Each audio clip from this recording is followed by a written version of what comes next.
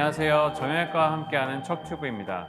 저는 서울대학교 병원 정형외과 장삼열입니다. 오늘은 다소 민감할 수 있는 주제에 대해서 이야기를 한번 해보려고 합니다. 허리가 아프거나 다리가 저리거나 손이 저리는 환자분들이 많이 말씀하시는 그런 고민거리가 되겠습니다. 과연 이런 증상들이 있을 때 정형외과와 신경외과 중에서 어느 과를 가야 하는지 이 부분에 대해서 강남 세브란스 병원 정형외과 권지원 교수님과 한번 이야기를 나누고자 합니다. 안녕하세요, 교수님. 안녕하세요. 오랜만입니다. 잘 지내셨어요? 네, 잘 지냈습니다. 환자분들이 어느 과를 갈지 갈피를 못 잡아서 헤매시는 모습을 많이 봤는데요. 오늘 교수님이 한번 속 시원하게 정리를 해주시죠. 네. 저조차도 쉽지 않은 것 같습니다. 교수님도 진료를 하실 때 환자분들이 간혹 앞서 말씀하신 질문을 하실 것 같아요. 다시 말씀드리지만 민감할 수 있는 질문일 것 같고요. 마치 판도라 상자를 여는 것 같은 느낌이 들어요.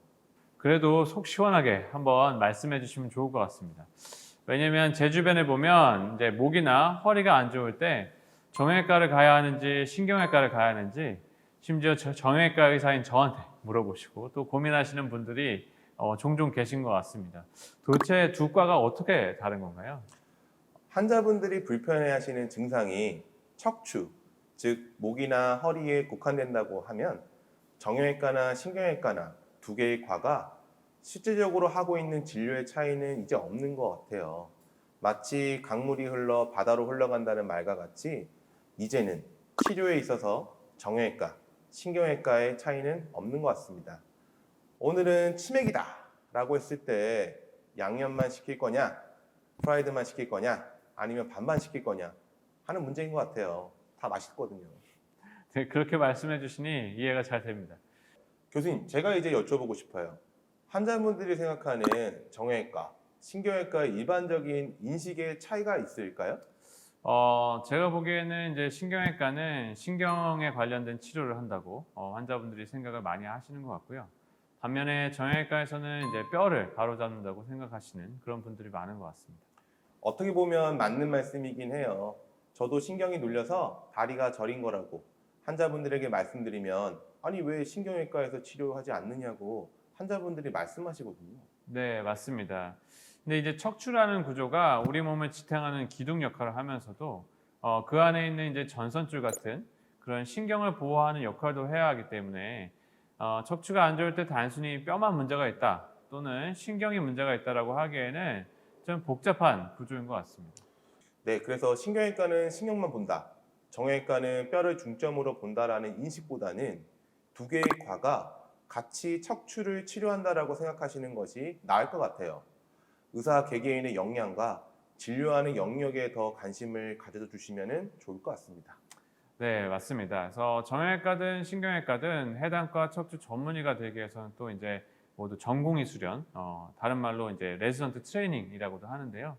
이런 수련을 받지 않습니까? 근데 이 수련 과정에 있어서도 두 과 간에 어떠한 차이가 있을까요? 네, 힘든 정도는 두 과 다 힘든 것 같아요. 아무래도 정형외과 학회 채널이다 보니까 정형외과 위주로 말씀드리겠습니다. 허리에 문제가 있다고 해서 허리만 아픈 건 아니거든요. 척추신경이 관장하는 부위가 엉덩이일 수도 있고 허벅지일 수도 있고 무릎일 수도 있고 발목일 수도 있어요. 이게 다 각각 정형외과에서 진단 및 치료를 하는 그리고 수련받는 커리큘럼에 포함되어 있기 때문에 아무래도 신경외과 수련보다는 보다 더 고관절, 무릎, 발목, 발에 대해 더 수련을 받는 것 같아요. 네. 그래서 이런 수련 과정의 차이 때문에 실제 척추 전문의 선생님들 진료에도 조금 차이가 있을 것 같습니다. 말씀하신 대로 저희는 이제 정형외과 채널이니까 척추 정형외과의 장점은 어떤 것들이 있을까요? 네, 정형외과는 척추와 사지를 관장하는 학문입니다. 뼈뿐만 아니라 그에 해당하는 인대, 연골, 신경 등을 모두 다루고 치료를 하는 학문이라 다른 어느 과보다 자신 있게 치료가 가능합니다. 대부분 허리로 고생하시는 분들은 어머니, 아버님 나이대가 많아요. 평생 고생하시면서 자식들 뒷바라지하면서 쌓아온 그 관절염이 허리로 올 수 있는데 그걸 좀 유식하게 협착증이라고 이해하시면 됩니다. 어머니, 아버님들은 허리만 아프신 게 또 아니에요. 무릎, 엉덩이, 발목, 어깨, 손 정해진 게 없습니다.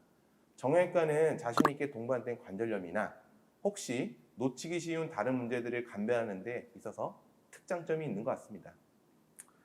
네, 맞습니다. 그래서 허리가 문제라고 생각해서 허리 수술을 했는데 결국 알고 보니까 고관절이 문제였던 그런 황당한 경우도 종종 있습니다. 아, 맞아요. 그럴 때는 정말 안타깝죠.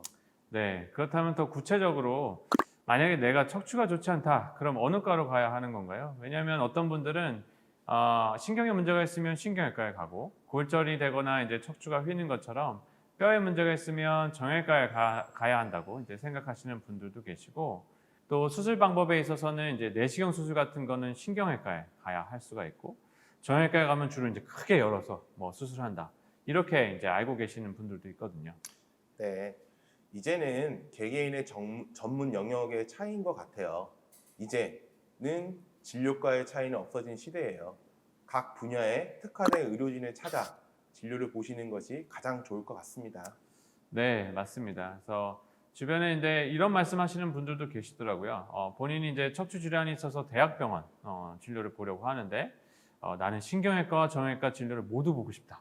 이런 거에 대해서는 어떻게 생각하시나요? 아, 속담이 하나 떠오릅니다. 사공이 많으면 배가 산으로 갑니다. 네, 맞습니다. 그래서 두 과 중에서 대학병원에서는 하나를 보통 선택해서 진료를 보시는 게 좋을 것 같습니다. 그 다음에 또 많이들 궁금하시는 게 실제로 이제 정형외과랑 신경외과 사이는 어떠냐? 드라마에서 보는 것처럼 맨날 싸우는지 어떤가요, 교수님? 병원마다 좀 다른 것 같아요. 뭔가 동종업계에 같이 일한다는 점에서 동질감을 느끼고 또 경쟁심도 느끼는 것 같아요. 정형외과, 신경외과 같이 하는 학회도 있습니다. 저희 병원은 디프리에서도 친하게 잘 지내고 그래요. 네, 그렇죠. 그래서 그럼 이제 마지막으로 척추가 좋지 않아서 치료가 필요하다. 그럼 어디로 가야 하는지 속 시원하게 한번 정리해 주십시오. 인터넷이 발달해서 환자분들이 공부를 많이 하고 오시는 경우가 많더라고요. 하지만 척추가 좋지 않아서 왔어요라고 단정 지을 수는 없는 것 같아요. 아버님, 어머님들이 왜 아픈지, 허리 때문인지, 아니면 다른 관절염 때문인지를 정확하게 진단하고 통합적으로 관리해주는 정형외과가 좀 더 장점이 있지 않을까 생각합니다. 돌쇠같이 무식하다라는 인식도 이젠 아닌 것 같아요. 의과대학생 학생들이 정형외과를 지원하려고 하면 정말 공부를 요즘 잘해야 되거든요. 그 정도로 정형외과는 최고 인기가 중 하나입니다. 교수님처럼 스마트한 분들이 기라성같이 있기 때문에 자신 있게 정형외과에서 진료를 받기를 권장 말씀드리고 싶습니다. 네, 좋은 말씀 감사드립니다. 지금까지 척추가 안 좋으면 어느 과로 가야 하는가, 정형외과와 신경외과의 차이에 대해서 강남 세브란스 병원 권지영 교수님과 이야기를 나누어 보았습니다. 구독, 좋아요, 알림 설정 부탁드립니다. 감사합니다.